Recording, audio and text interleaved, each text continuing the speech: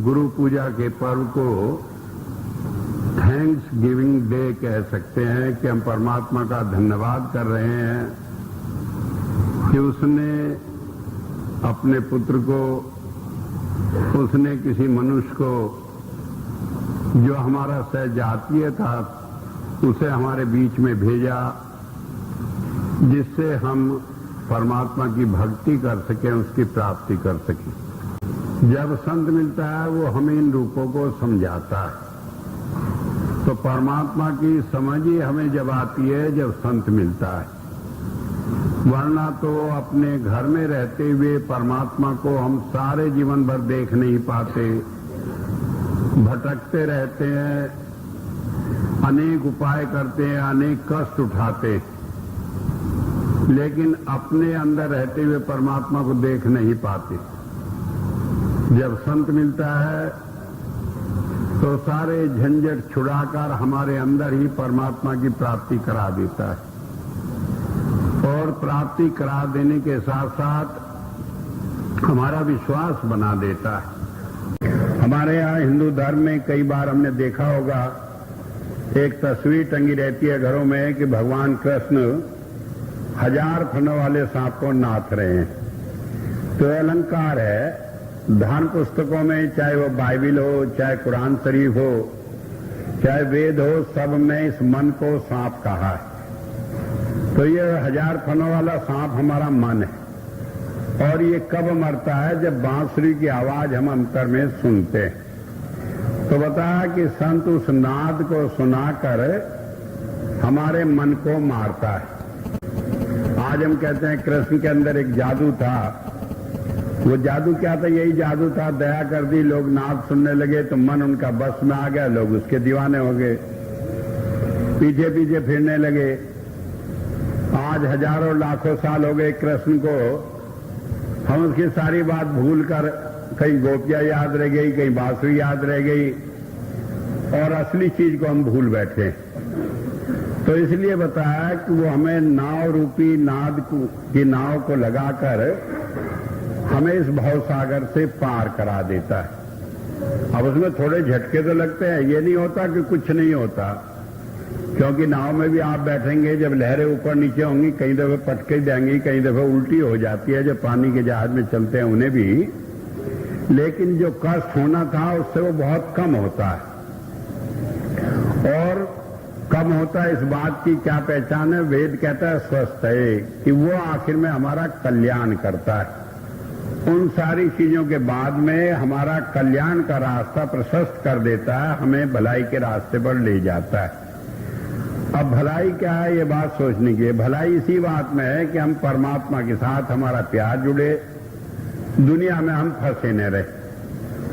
अब कहें ये तो बड़ा आसान काम है, घर बार छोड़कर चले, महात्मा जी बन जाए, सिर घुटा ले, बन गए, छोड़ दिया सारी दुनिया। तो ये ऐसे नहीं छूटती, क्योंकि ये दुनिया हमारे शरीर से नहीं, हमारे मन से बनी है। जब हमारा मन इसमें जाने लगता है तो रात दिन इसी का ख्याल आता है। जब मन इससे हट जाता है तो हम दुनिया में रहे तो दुनिया में फंसे हुए नहीं होते। तो ये हमारे मन को बस में करता है, तभी ये दुनिया हमसे छूटती है। और जब बस में नहीं होता मन, तो हालत ये हो जाती है कि महात्मा बन गए, सब कुछ छोड़ दिया, घर परिवार, फिर जाकर रोज किस्से होते हैं, कितने महात्मा कितनी लड़कियों को लेकर भाग गए, कहीं किसी का धन छीन लिया, कहीं किसी की हत्या कर दी, कहीं जो दुनियादारी में बुरे से बुरे पाप होते हैं वो यही महात्मा ही करते।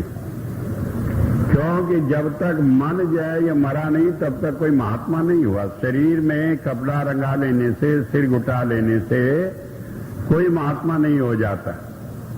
और अगर आपने मन को बस में कर लिया तो चाहे आप किसी रूप में रह रहे हैं तो आप महात्मा से कम नहीं। तो इसलिए बताया कि जब संत मिलता है वो हमें वो नाव लगाकर हमें इस संसार से, भवसागर से पार करा देता है, हमारे कल्याण का रास्ता खोल देता है। आगे बताया है अपने सो सुचत अज्ञम। आप कहते हैं सर्वव्यापक, और वो संत को कहा है, संत को कहा है वो सर्वव्यापक है, वो हमारे मन की सारी बात जानता है। और ये मन की बात जाना इसलिए नहीं अभी एक ने बताया था कि संत जादूगर होते हैं जादूगर, वो भी हमारे हम पेशा ही थे, लेकिन वो इस जादूगरी को अपने काम के लिए कि परमात्मा की भक्ति में लोगों को लगाएं, उसमें लगाते हैं। इसमें कोई दो राय नहीं। संत सारी बात जानते हैं जो हमारे मन में होता है, लेकिन केवल उसी बात का उपयोग करते हैं जो परमात्मा की भक्ति में सहायक हों। बाकी और सारी चीजों को छूते नहीं, और कोई बात उनसे छिपी नहीं होती। हम अपने मन से चाहे जितना सोच लें, ऐसा कुछ नहीं होता जो संत से छिपाओ। कई बार हम अपने मन से, बुद्धि से, चतुराई से कोशिश करते हैं उन्हें धोखा देने की, लेकिन बाद में हम ही धोखा खाकर रह जाते हैं। तो हुआ ये, जब बताया कि वो सर्वव्यापक है तो उसका उपयोग क्या करता है, वो जानता है हमारे मन की क्या हालत है। वो जानता है कहाँ हमें कोई सहायता पहुंचाकर हमारी मदद करके वो परमात्मा की भक्ति में लगा देगा। कहाँ वो जानता है कि ये चीज मिल जाने से हम लालची बन जाएंगे और उल्टे रास्ते पर चलेंगे। तो जैसा ठीक समझता है वैसा वो करता हुआ हमारे को पापों से छुड़ा लेता है। ये पाप से छुड़ाना क्या है? पाप की एक ही परिभाषा है कि जो चीज हमें परमात्मा से दूर कर दे वो पाप, जो चीज हमारे अंदर परमात्मा का प्यार पैदा कर दे, उसकी याद आए, मन करे हम परमात्मा की भक्ति में रहे, वो पुण्य है। तो वो हमारे अंदर क्या पैदा करता है कि सारी चीजों की जो इच्छाएं भरी पड़ी हैं इन्हें निकालकर एक परमात्मा की इच्छा पैदा करता है। हम तो मतलब ही आदमी है, सोचते हैं हमारा एक काम बन जाए तो ढंग निकालता है कि भाई परमात्मा की याद करो, उससे ये काम भी बन जाएगा। ये काम तो बन जाएगा लेकिन परमात्मा के निमित्त बनेगा। तो इस तरह से कहीं किसी रूप में जहां हमारी बुद्धि उसके साथ मेल खाती है, उसी तरह से करके वो हमारे मन को परमात्मा की तरफ लगा देता है और इस तरह पापों से हमें छुड़ा लेता है। तो वेद ने कहा कि वो सर्वव्यापक है, इसका प्रदर्शन वो दुनिया में नहीं करता फिरता, क्योंकि कई बार हम देखते हैं वो भुलावा भी करता। हम गए, कई रास्ते में एक्सीडेंट हो गया, चोट लग गई, पट्टी बांधे, ऊपर से जाकर पैर छुए, कहने के भाई ठीक ठाक आए। कोई पूछे आप सर्वव्यापक है तो ठीक आए, अभी तो हाथ पैर तुड़वा कर आए, तो कहां से ठीक ठाक आए? तो क्यों करता है कि हमारा ख्याल ये न बना रहे कि वो सर्वव्यापक है। क्योंकि अगर हमें ये मालूम हो जाए कि आदमी सारी हमारी बात जानता है, हम क्या किए हैं, तो हमारा मन भी नहीं करता मुंह दिखाने के लिए। जो सोचते हैं कई दफे तो हमने उसी के लिए बुरा सोचा है तो अब किस मुंह से उसके पास जाए। लेकिन वो क्या करता है, भूल भुलावा करे रखता है। ये मन है, उसके उलझन आ जा रहे, इन्हें कुछ भी मालूम नहीं है, ऐसे ही कह देते हैं कि संतो सब जानने वाले। और जहां इस भलावे में पढ़कर हम दूर हो जाते हैं, वहां फिर वो जचा देता है किसी बात से। तो इसलिए बताया कि सर्वव्यापकता के गुण से वो हमारे मन के साथ रहकर हमें पाप से दूर करता है।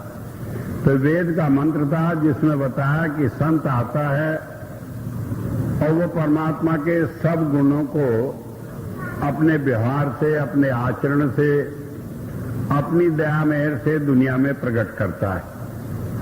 वो हमें नाव समान इस संसार से सारे कष्टों से पार करा ले जाता है और सारे पापों से छुटकारा दिला देता है। और इस सरलता से छुटकारा दिला देता है कि जो लाखों वर्षों तक हम छुटकारा पाने का कोई तरीका नहीं ढूंढ पाए, तो थोड़ी सी देर में ही उस सबसे छुटकारा हमें दिला देता है। इस तरह से बताया कि वो हमें परमात्मा की भक्ति के मार्ग पर लगाता है, इसलिए हम उसके एहसानमंद हैं, इसलिए हम उसका शुक्राना करते हैं, इसीलिए हम उसकी पूजा करते हुए भी हम केवल शुक्राना करते हैं, पूजा केवल परमात्मा की करते हैं, परमात्मा की प्राप्ति के लिए हम उसकी वंदना करते हैं। तो एक बात ये समझ लेने की है, संत सिवाय परमात्मा की भक्ति के हमें किसी और काम पर न लगाते हैं, न हमें कहीं उलझने देते हैं। अगर हम मन से कहीं उलझ जाए तो हमें निकाल लेते हैं उस सारे झंझटों से और धीरे धीरे इस रास्ते पर चलाकर हमें परमात्मा की प्राप्ति कराकर, मोक्ष प्राप्त करा के जीवन के लक्ष्य को प्राप्त कराते हैं।